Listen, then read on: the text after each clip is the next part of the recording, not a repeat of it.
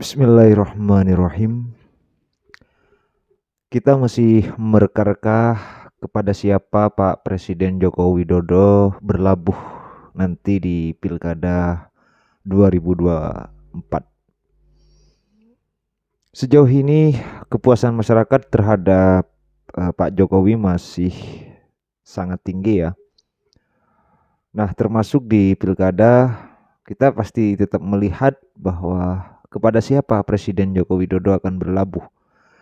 Meskipun hari ini Kaisang Pangarep diisukan untuk maju di Pilkada Jawa Tengah ataupun di Jakarta.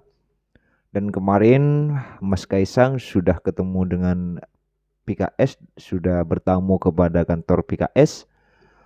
Tentu ini membuat partai-partai yang lain bertanya-tanya kan begitu. Apakah nanti Presiden Joko Widodo akan berlabuh ke Anies dan Sohibul Iman atau seperti apa?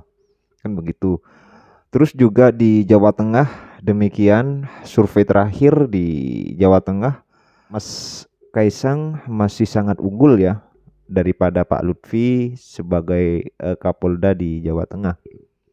Meskipun kedua orang ini orang terdekat Pak Presiden Joko Widodo. Ya, begitu ya. Mari kita simak video berikut ini. Ini publik ini. Public social. Bambang Pacul itu adalah public sociologist. public sociologist. Mas Bambang Pacul itu sosiologis, not by training ya, tapi by instinct atau by process, wisdom ya. Jadi kita bisa pinjam teori, bukti bahwa itu adalah teori sosiologis. Kita bisa pakai teori itu untuk menjelaskan fenomena-fenomena, termasuk fenomena Kaisang di Jawa Tengah. Jangan lawan orang baik. Pak Jokowi itu orang baik nggak di mata masyarakat? Persepsinya. Iya. Persepsinya baik. Ya itu nggak usah ditambahin, pastilah persepsi. Udah pastilah itu. Ini karena banyak yang nggak ngerti nih maksudnya. Menurut lu Pak Jokowi baik gitu kan? Persepsinya. Menurut survei-survei begitu. Good. Makasih. Social psychologist. Not by training, but by practice. Pak Jokowi dipersepsikan sebagai orang baik oleh Jawa Tengah. Approval ratingnya 85%. Nah, karena itulah yang punya asosiasi dengan Pak Jokowi, yaitu Kaisang, itu dipilih masyarakat. Sekarang apa bedanya penjelasan ini dengan penjelasan saya kemarin? Bagaimana asosiasi dengan Prabowo dan Gibran itu paling kuat dengan Jokowi. Dan Ganjar menjauhkan diri dari asosiasi itu dengan menyerang Pak Jokowi. Dan bagaimana asosiasi kepada Pak Prabowo itu makin kuat sehingga surveinya makin meningkat setelah ada Gibran. Waktu Gibran baru diumumkan, surveinya langsung begini, tek. Tadinya sejajar Prabowo dengan Ganjar. Begitu Gibran dipasangkan dengan Prabowo, langsung naik 5% Prabowo, turun 5% Ganjar. Yang kedua, teori Galah. Ya kan? Sekarang Galah paling tinggi di Jawa Tengah. Galah siapa? Galah Jokowi.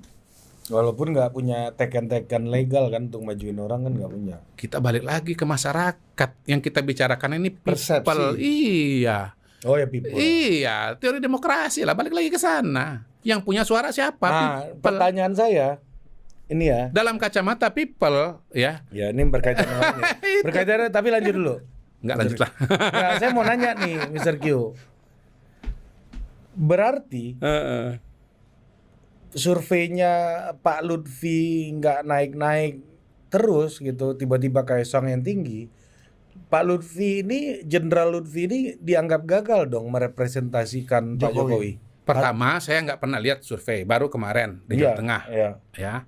Sehingga saya nggak bisa mengatakan 3 bulan yang lalu Pak Lutfi itu apakah dengan dibandingkan sekarang naik atau enggak, tidak. karena kerjanya udah masif kan. Oh iya. Jawa Tengah gitu maksud saya. Yang kedua begini, sebetulnya Pak Lutfi itu sudah oke. Udah berhasil. Kenapa? Dia naik, sudah nomor 1. Kalau nggak ada nama Kaisang. Iya.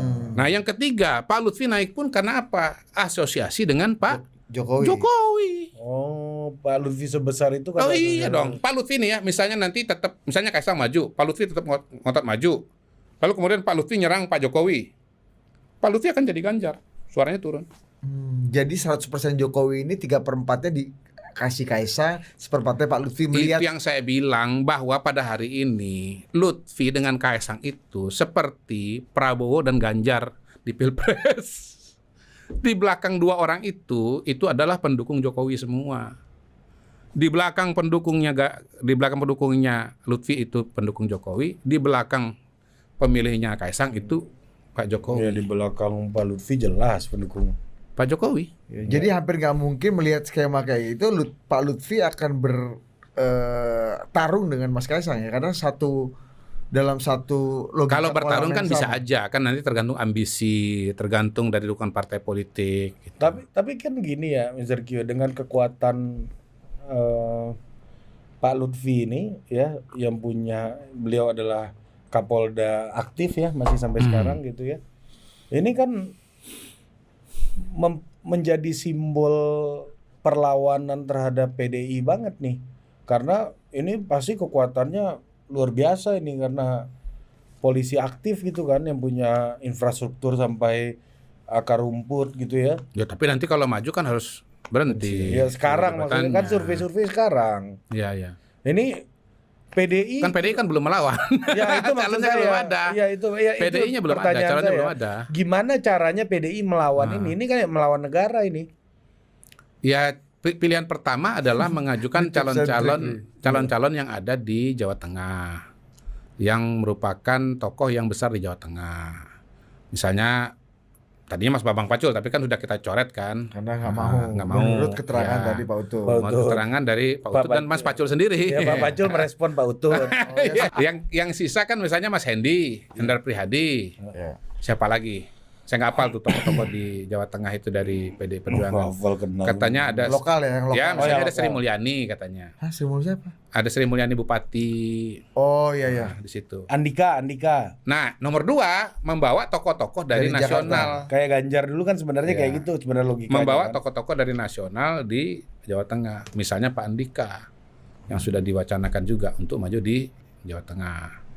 Gitu. Ya melawannya bagaimana? Melawan dengan tokoh yang lain yang dianggap bisa bersaing dengan Kaisang atau dengan Lutfi. Gitu. Yang dianggap lebih baik.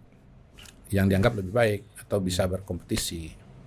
Nah, kira-kira kalau melihat gitu masih mungkin nggak dianggap lebih baik dengan kekuatan Pak Jokowi yang menjadi raja elektoralnya Jawa Tengah hari ini menurut Mr. Q? Iya, cukup berat.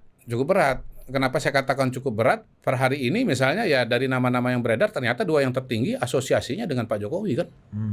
Yang asosiasinya dengan PDI Perjuangan kan cenderung di bawah kan. Yang kedua, Pilpres 2024 sudah jadi batu uji. Di mana Ganjar melawan Prabowo Gibran lebih unggul Prabowo Gibran 53% versus Ganjar yang notabene gubernur 2 kali 34%. Gubernur 2 kali dan didukung oleh mesin politik PDI Perjuangan. Besukan burung hantu ini kan. PDI Perjuangan bikin kampanye kalau nggak salah yang terakhir itu yang besar-besaran ya di Semarang sama di Solo. Semarang. Di Solo. Terakhir.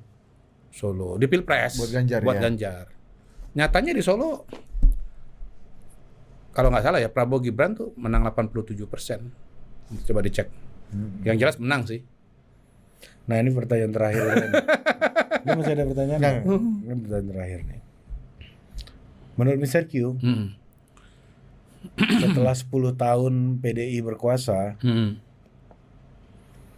apa yang akan membuat mereka itu yang paling berat untuk mereka beradaptasi di dalam dingin dan sepinya oposisi ini? Kalau memakai jalan ofensif ini ya. Ya semangat juang lah ya. Menurut saya kalau di luar pemerintahan PDI Perjuangan udah teruji pengalaman puluhan tahun pada masa. Jadi nggak akan kaget lah ya. Tidak kaget, terutama ketika Bu Mega masih ada. Jadi elan perjuangannya itu ada di Bu Mega. Ya. Tapi kalau misalnya Bu Mega karena karena sebab-sebab alami sudah tidak bisa melanjutkan lagi kan, menurut saya itu terra incognita itu. Berbicara persoalan Pilkada 2024 khususnya di Jawa Tengah, ini memang sangat menarik sekali ya, karena Jawa Tengah adalah simbol dari PDIP sebelumnya ya, simbol kekuatan dari PDIP karena di sana ada Pak Jokowi. Dan hari ini Pak Jokowi juga simbol dari kekuatan di Jawa Tengah. Dan Jawa Tengah adalah simbol dari kekuatan dari Pak Joko Widodo. Kemarin diisukan bahwa Pak Bambang Pacul atau Pak Korea ini maju untuk mencalonkan diri sebagai gubernur. Namun ketika survei terakhir, Mas Bambang Pacul ini kalah survei dari Pak Lutfi. Dan hari ini ketika nama Mas Kaisang Pangarep muncul di Jawa Tengah, Pak Lutfi ini juga kalah survei dari Mas Kaisang. Artinya apa? Dua tokoh besar ini adalah orang-orang terdekat Pak Presiden Joko Widodo. Artinya kalau ini sama-sama maju, dua orang ini sama-sama maju, yang pasti seperti halnya nanti di Pilpres kemarin, pasti ada orang yang diuntungkan. Kalau Mas Kaisang jadi ya otomatis Mas Kaisang akan jadi. Dan Pak Lutfi meskipun orang terdekat Pak Presiden Joko Widodo akan kalah seperti halnya Pak Prabowo dengan Mas Ganjar Pranowo gitu. Bukan berarti Pak Ganjar kemarin itu kalah survei terhadap Prabowo. Tidak.